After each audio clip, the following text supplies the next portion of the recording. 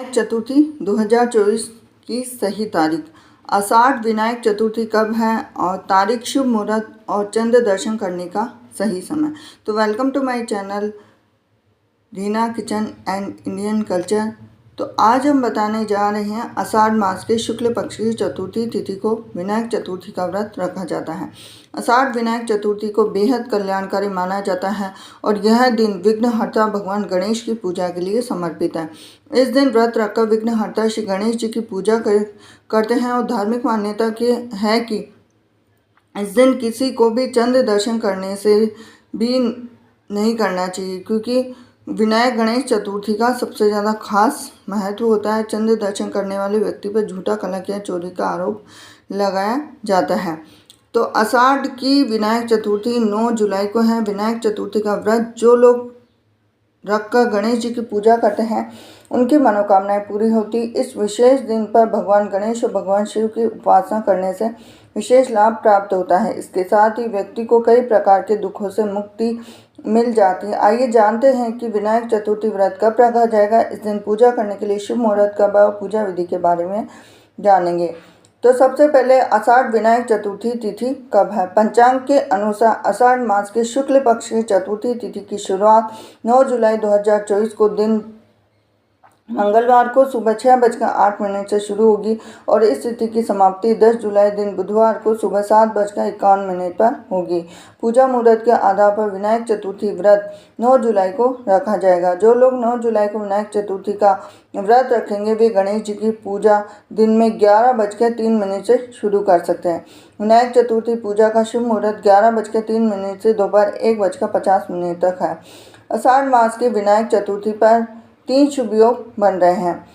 तो इस दिन रवि योग, सिद्धि योग और सर्वार्थ सिद्धि योग बनेंगे। विनायक चतुर्थी के दिन सबसे पहले सर्वार्थ सिद्धि योग बन रहा है, जो कि योग 9 जुलाई को सुबह 5:30 से लेकर 7:52 तक रहेगा। इसके बाद 9 जुलाई को सुबह 6:08 से सिद्धि योग का आरंभ होगा, जिसका समापन अगले दिन 10 जुलाई को होगा। सिद्धि योग के बाद रवि योग का निर्माण होगा, जिसका आरंभ 9 जुलाई को सुबह 7:52 पर होगा। समापन अगले दिन 10 जुलाई को सुबह 5:31 पर होगा।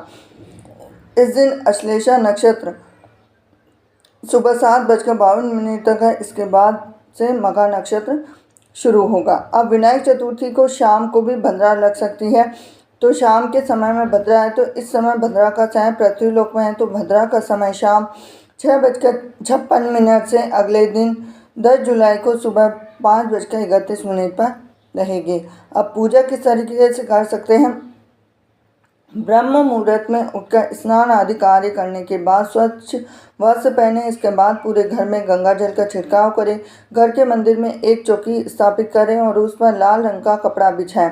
फिर चौकी पर भगवान गणेश की तस्वीर या मूर्ति को स्थापित करें और गणपति बप्पा का रूली से तिलक करें। इसके बाद उन्हें चावल, दूर्वा, फल, फूल, पंचामृत अर्पित करें। भगवान गणेश को लड्डू या मोदक का भोग लगाएं। इस दौरान ओम गंग गणपते नमः मंत्र का जाप 7 बार करें। अंत में बप्पा की आरती करें और घर वालों के साथ प्रसाद वितरण करें। इसके साथ ही हम सुनेंगे आज विनायक गणेश चतुर्थी की व्रत कथा।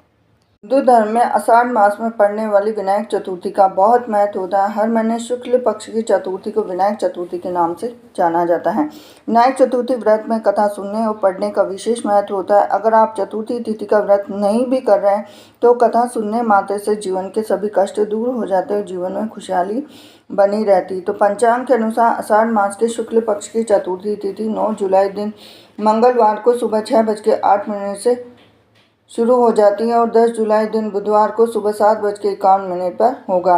ऐसे में पूजा मुहूर्त के आधार पर विनायक चतुर्थी व्रत 9 जुलाई 2024 को रखा जाएगा। मान्यता है कि विनायक चतुर्थी में वक्रतुंड गणेश जी की पूरे विधान से पूजा की जाती है। गणेश जी के सभी स्वरूपों में वक्रतुंड गणेश जल्दी कृपा करते हैं, भक्तों पर अपना आशीर्वाद बनाए रखते हैं। इस दिन कमल गट्टे के हलवे का भगवान गणेश को भोग लगाना चाहिए और उसका सेवन करना चाहिए। और व्रत में 108 बार इस मंत्र का जाप करने से इससे लोगों की सभी मनोकामनाएं जल्द ही पूर्ण हो जाती। वक्रतुंड महाकाय सूर्यकोटि समप्रभ निर्विघ्नं कुरु मे देव सर्वकार्येषु सर्वदा मंत्र। पूजा के समय सुनी जाने वाली कथा कि राजा हरिश्चंद्र के समय की बात है। उनके राज्य में एक कुम्हार का परिवार रहता था। वे लोग अपना जीवन यापन करने के लिए मिट्टी के बर्तन बनाने का पारंपरिक व्यवसाय करते थे। एक समय ऐसा हुआ कि कुम्हार मिट्टी के बर्तनों को आवा में पकाने के लिए रखता था, लेकिन वे सभी सही से पकते नहीं थे। जो भी बर्तनों को ले जाता तो वो कच्चे रहने के कारण टूट जाते थे। ग्राहक इसकी शिकायत कुम्हार से करने लगे। धीरे धीरे उसके ग्राहकों की संख्या कम होने लगी। इससे उसकी आमदनी भी कम हो गई और कुम्हार इस बात से परेशान हो गया। एक दिन वह एक मंदिर के पुजारी के पास अपनी समस्या लेकर गया। उसने सारी बातें उस पुजारी को बताई। पूरी बातें सुनने के बाद पुजारी ने उसे सलाह दी कि उस आवा में मिट्टी के बर्तनों के साथ एक छोटे बालक को भी डाल दो। अगली बार जब कुम्हार बर्तन पकाने के लिए आवा में रखा तो उसने एक बालक को भी उसमें डाल दिया। उस दिन चतुर्थी व्रत था। दूसरी ओर उस बालक की मां ने उससे खोज रही थी। काफ़ी समय व्यतीत होने के बाद जब उसका बेटा नहीं मिला तो उसने गणेश जी की प्रार्थना की और कहा कि हे विघ्नहर्ता गणेश जी ने पुत्र की रक्षा कीजिए। तो रात व्यतीत हो गई तो कुम्हार सुबह बर्तन को देखने आवा के पास आया। वह देखकर आश्चर्य में पड़ गया कि बर्तन तो अच्छे से पक गए हैं और वह बालक भी जीवित बच गया है। इस घटना से वह कुम्हार बहुत डर गया और वह राजा के दरबार में जाकर इस घटना के बारे में जानकारी दी। यह सारी बातें सुनने के बाद राजा ने बालक के माता पिता को राज दरबार में बुलाया और उस बालक को सकुशल उनको सौंप दिया। और उस दिन बालक की माता ने बताया कि उसने चतुर्थी व्रत रखा था और गणेश जी ने से बालक की कुशलता की प्रार्थना की। उनके ही आशीर्वाद से उनका बेटा सकुशल लौट आया और उस पर आया संकट टल गया। अब काफ़ी महिलाएं विनायक चतुर्थी का व्रत रखती हैं, लेकिन व्रत के दौरान की जाने वाली गलतियों को हमें कभी भी नहीं करना चाहिए।